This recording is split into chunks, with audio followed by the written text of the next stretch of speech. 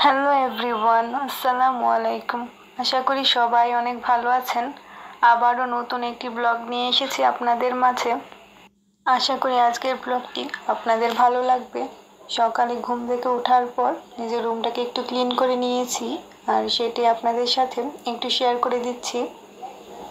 যেহেতু এগুলো আমার প্রতিদিন কাজের মধ্যে পড়ে, তাই এগুলো আপনাদের সাথে একটু শেয়ার করতে হয়।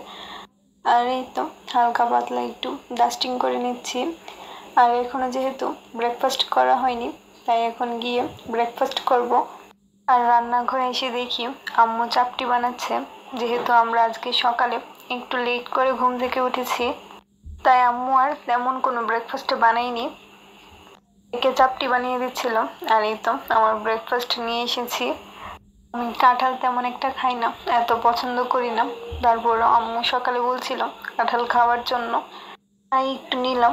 আর এখন সকালের নাস্তাটা শেষ করি, তারপর আপনাদের সাথে আবার কথা বলবো।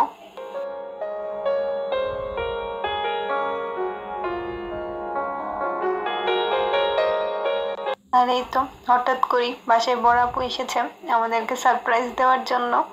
আর এই যে আমার বড় আপুর ছোট মেয়ে, ওর সাথে একটু দুষ্টুমি করছিলাম।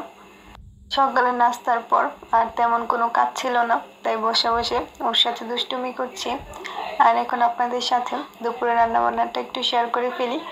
আজকে দুপুরে তেমন কিছু রান্না করা হবে না, যেহেতু অনেক দিন ধরে মাংস খাওয়া হচ্ছে।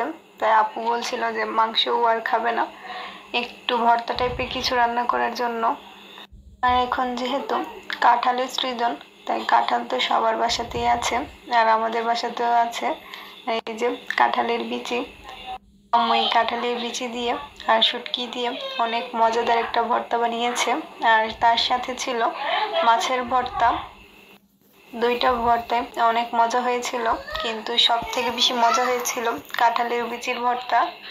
কাঁঠালের বিচির ভর্তাটা তো সবসময় খাওয়া হয় না, বছরে 1-2 বার খাওয়া হয়, তাই হঠাৎ করে খাওয়ার কারণে অনেক ভালো লেগেছিল। আর এই যে বিকেলে বসে বসে কি করব, কোনো কাজ নেই, আমার ছোট বোনের হাতে মেহেদি দিয়ে দিচ্ছিলাম। কিন্তু আগের ব্লগেও বলেছি তেমন ভালো মেহেদি দিতে পারি না, যতটুকু পারি দিয়ে দেওয়ার চেষ্টা করি। মেহেদিটা তেমনও খারাপ হয়নি, আমার কাছে তো ভালোই লেগেছে। আর দিয়ে দিয়েছিলাম আমার ছোট বোনের হাতে, ওর কাছে নাকি অনেক সুন্দর লেগেছিল, বারবার বলছিল। আর এই তো সন্ধ্যার পর একটু বাইরে গিয়েছিলাম কিছু প্রয়োজনীয় জিনিস আনার জন্য। সন্ধ্যার পর রিক্সা দিয়ে ঘুরতে তো আমার অনেক ভালো লাগে। যারা আমার আগের ব্লগগুলো দেখেছেন তারা তো জানেন যে বাহিরে প্রচুর পরিমাণে জ্যাম ছিল। যাওয়ার পর প্রায় আধা ঘন্টার মতো জ্যামে আটকে ছিলাম। কোথায় গিয়েছিলাম সেগুলো আর আপনাদের সাথে আজকে শেয়ার করতে পারিনি, কিন্তু কি কি নিয়ে এসেছি সেগুলো অবশ্যই আপনাদের সাথে শেয়ার করব। আর এই তো এখন শেয়ার করে দিচ্ছি।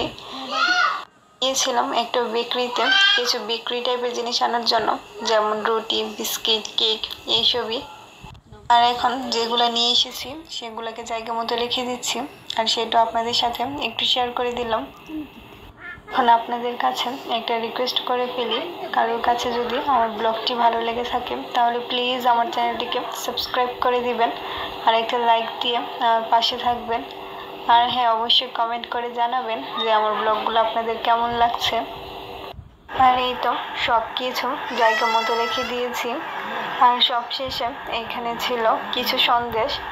সন্দেশ আমাদের বাসার তেমন কেউ পছন্দ করে না, যেহেতু এটার মধ্যে অনেক বেশি মিষ্টি থাকে।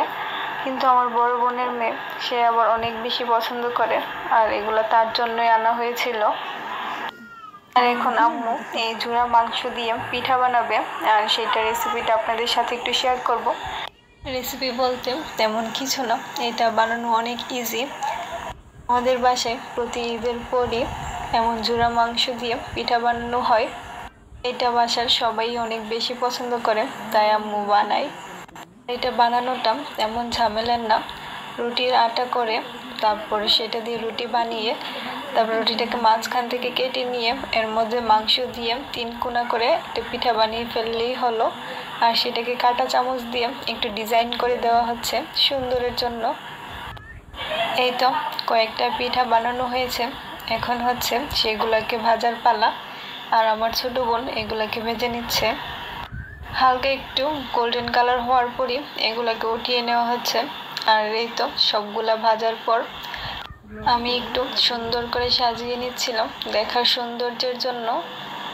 আমার কাছে এই কাজগুলো করতে অনেক বেশি ভালো লাগে, সবকিছু সুন্দরভাবে ডেকোরেশন করতে বা সাজিয়ে নিতে। আমাদের বাসায় গেস্ট আসলেও নাস্তা দেওয়ার কাজটা আমিই করি, কারণ এইগুলো আমার ভালো লাগে। নাস্তার প্লেটে বিস্কিট দিয়েও আমি এমন করি, সুন্দর করে ডেকোরেশন করি, বিস্কিটগুলোকে প্লেটের মধ্যে সাজাই, তারপরে গেস্টদেরকে দেই। আর এই তো এখন হচ্ছে পিঠা খাওয়ার পালা।